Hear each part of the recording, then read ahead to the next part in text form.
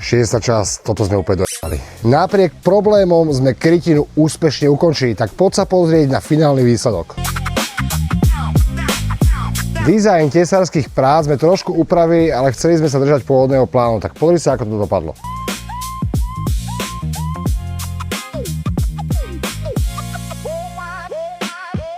Dokonca pôvodná stavba bola dobre urobená, majstri klobúk dole, ale tieto stropy boli až do zeme a nasávali vlhkosť, tak sme to trošku podrezali a zmenili. Okapový systém je od KEG, strecha blachotrapec a pasuje to perfektne, je to stovka rúra. Tak čo hovoríš na výsledok? Na tesára dobré, nie?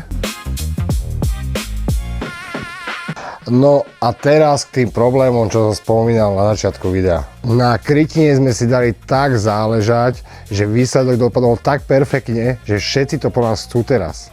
Ale keďže ja sa rád učím nové veci a tu som sa fakt naučil veľa z klampiarských prác, takže som za to vďačný a budem rád za nové zákazky tohto typu. Takže ak ťa tieto videá bavia a chceš ich vidieť viac, nezabudni nás sledovať a odporúčiť svojim známym, poprípade zdieľaj toto video.